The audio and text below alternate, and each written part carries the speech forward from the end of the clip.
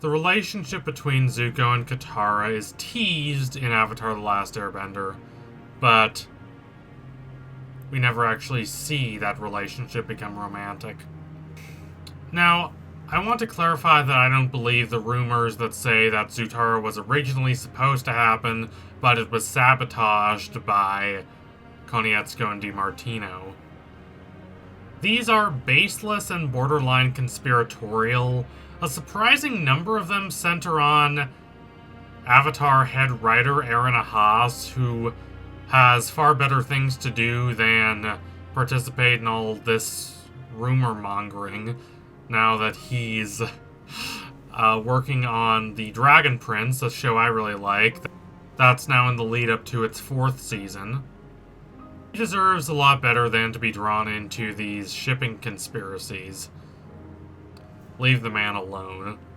But I also don't think it's entirely accurate to say that there's no romance at all implied between Zuko and Katara, as others have claimed.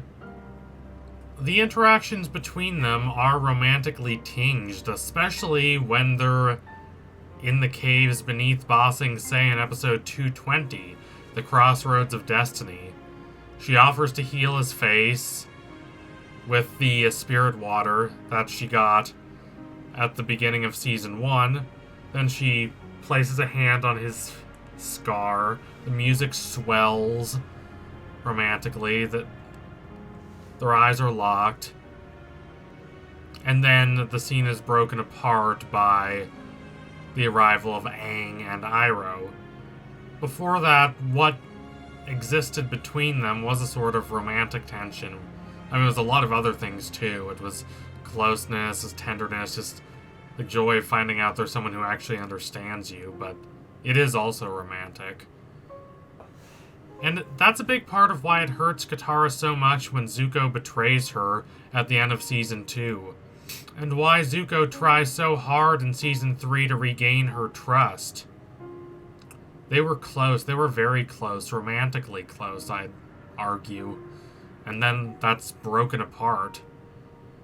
She opened herself up to him and got betrayed.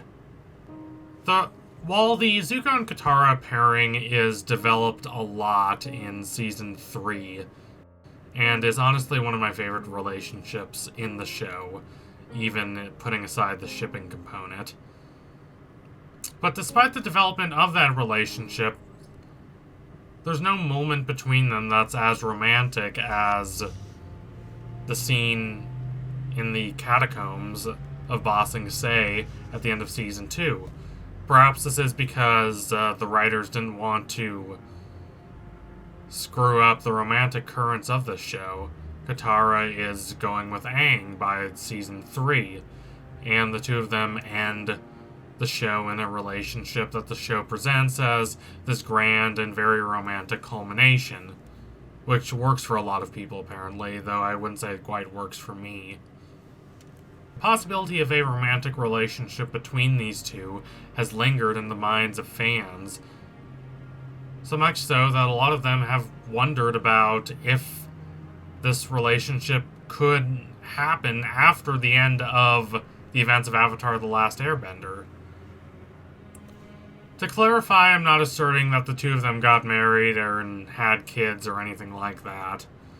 The Legend of Korra demonstrably proves that is not the case, and you can't just reject the Legend of Korra as non-canon because you don't like it, or especially because it didn't make the pairing you wanted to happen. That's not how that works. That's not what Death of the Author is. Death of the Author is an academic theory for analyzing a work. It has absolutely nothing to do with fandom, or this whole declaring certain works canon that fandom loves to participate in. But putting all that aside, how did the relationship between them evolve after the end of Avatar The Last Airbender? Did they have any temporary romantic connections? How close did they get to each other? These are the questions I am going to investigate with this video. The defining story of the last 10 episodes of Avatar The Last Airbender is Zuko's attempt to earn the respect of Team Avatar after leaving his father and the Fire Nation behind. Can he do this? Is it possible? Can he make them forgive him after what he did to them? Zuko doesn't know the answers to these questions, and yet he tries to join Team Avatar anyway. This is more central to the latter half of Season 3 than the ethical question of whether Aang is going to kill the Fire Lord, which is kind of shoved in there abruptly. It's never brought up at all, not even in the Day of Black Sun episodes, in which Aang is preparing to face down the Fire Lord, and then it comes up very out of nowhere at the very end of episode 316, the Southern Raiders, and it's kind of ignored for episode 317, the one where they go to the play, and then the last 4 episodes kind of demonstrate Aang trying to hash out this question with himself, and it's good tension. I'm glad the writers put this question on Aang's mind about whether it's right to kill the Fire Lord, instead of just having him go into this battle, because otherwise there's not really any tension that's character-based in this final battle. It's important because it's the fate of the world, but how is it important for these characters who have never met and don't really know much about each other? However, while the conflict of Aang trying to decide whether to kill the Fire Lord adds drama, it does not entirely make this fight as enthralling as it really should be. It's a good fight. By the standards of a lot of other shows, it's a great fight, but compared to the battle between Azula and Zuko and Katara, it kind of pales in comparison, in my eyes. There's never any real reason to believe that Aang is going to kill the Fire Lord. He's never demonstrated that he is willing to kill the Fire Lord. But say he did. What would happen? Would that really affect his character growth throughout the show? Would it really affect his arc? I mean, it would to a certain extent. It would be disappointing for him if he didn't want to kill the Fire Lord and then ended up having to anyway, but he still would have achieved his objective. He still would have brought peace to the world. Again, this wrinkle of Aang's moral quandary is introduced too late in the show for it to be as impactful as it really ought to be. Zuko, however, has been harassing Team Avatar throughout most of the show, especially in Season 1. And for Zuko, his redemption would not really feel satisfying to him if he did not gain the respect of the people he betrayed. Now, we can argue about whether redemption, like, philosophically requires just reconciling with yourself and your views, or actually going out and helping the people you've hurt, but even if redemption is, philosophically speaking, more an internal thing, it's still a hollow thing if everyone hates you. So much for Zuko emotionally and psychologically is riding on his ability to convince these people he's hurt so badly in the past, that he's on their side, that he's there for them, that he's not just sorry for what he's done, but will try to make up for it in any way he can by helping the members of Team Avatar achieve their goals. I took a poll on my channel about who should be considered the real main character or central character in Avatar: The Last Airbender, and about 60% of you said Zuko, while less than 40% said Aang. This, my good friends, is why. And the cornerstone of these episodes in the back half of Season 3 is Zuko's relationship with Katara. She is the one he betrayed most viscerally. She is the one who trusted him and gave him a second chance, only to see him stab her in the back. So she is the one who takes the longest to accept him, but once she does accept him, it's a very strong and intimate acceptance. She's there for him. Not just in the way that, say, Sokka is, where he's like, oh, Zuko's cool, I like him, he's a good friend. But in the sense of having this very unique and powerful connection between them. They understand what the other person has gone through. They've experienced grief and trauma, and they both take it very hard. Aang has lost his entire people too, but that doesn't constantly weigh on him like the losses Zuko and Katara have suffered weigh on those characters. And because the bond between them is so strong, Katara is the one who reassures Zuko the night before he reunites with Iroh that Iroh is going to, in fact, forgive him. She's the one Zuko decides to have come with her to fight Azula in the Fire Nation so that he can become the next Fire Lord, so that Azula does not just take the throne after Ozai falls. This is the key relationship in the second half of Season 3, even more than Zuko's relationship with Aang. Aang plays the role of Zuko's younger brother after Zuko joins the group. Aang is wild and optimistic, and Zuko appreciates this, but he's also trying to tame that wild nature a bit and just get Aang to train and focus on the task immediately before him. The relationship between them is such that Zuko even leaves Aang a sort of firebending homework assignment, while Zuko goes off with Sokka to help rescue Sokka's father from the boiling rock prison. The relationship between Katara and Zuko, however, is very strong and intimate.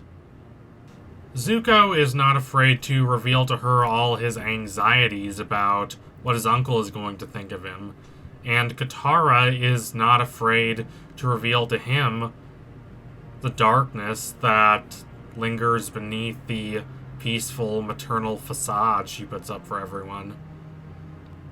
There is no reason to believe that this relationship would not continue to grow stronger and closer after the end of Avatar: The Last Airbender.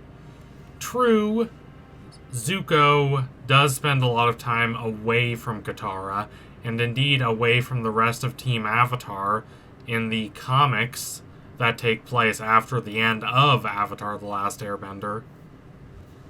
But this only serves to demonstrate how alone and isolated he is as Fire Lord. Ruling is not easy. It's a lot harder than just defeating Azula and taking the throne. He's so desperate that eventually he tries to get help from his abusive father, Ozai, who's now languishing in prison on statecraft because he's nervous and afraid, and he doesn't know how to respond to this unstable post-war environment, and he doesn't know how to stop the people of the Fire Nation from losing faith in him. Mai can't really help him. She can't really understand what he's going through as much as she loves him. And while Iroh is more than happy to give him some advice or even serve as his hand double, yes, that actually happened in the comics, Iroh has no desire to rule. That's a part of himself he left behind when his son died. Zuko needs Team Avatar to help him. That much is clear throughout the comics. And more than that, he needs the member of Team Avatar who is both practical and an idealist. That's certainly not Aang or Toph.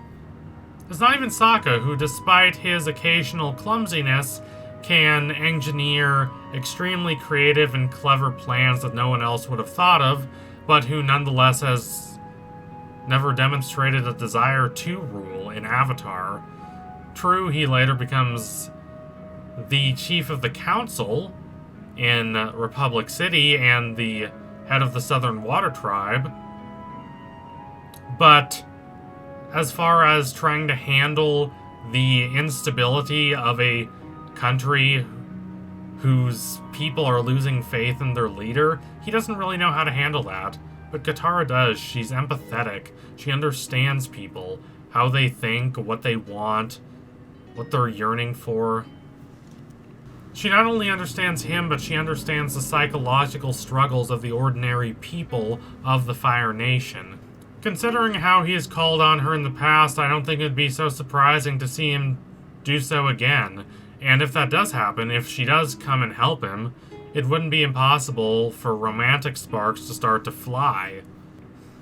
That doesn't necessarily mean they would start a secret relationship far distant from the prying eyes of a judgmental world, but it's not completely impossible, and it's not unrealistic. And even if they restrain themselves and don't start this relationship, the feelings would still be there. That closeness, that longing to be with each other, that would not go away. They'd look at each other longingly and think about the scene in the cave and wonder what would have happened between them had Zuko and Iroh not busted through the wall. There was no reason to believe the affection between them would fade and die. It would remain as strong as ever, I believe. So anyway, thank you all for watching. If you liked what you saw today, don't forget to like and comment and subscribe. Donate to my Patreon if you can and you want to see more videos like this. Keep watching Avatar: The Last Airbender. It is a brilliant, challenging show that never takes easy or cheap narrative shortcuts. It's never intellectually lazy. It always deals with the holes of its characters. It always deals with their entire psyches, their entire selves. It doesn't just turn them into cheap stereotypes. It's a very rich show with very rich characters, and I really appreciate that. It's vivid, absolutely. So anyway, tune in soon for my next analysis. It will be coming soon. I promise you that. Thank you all again. Adios, comrades.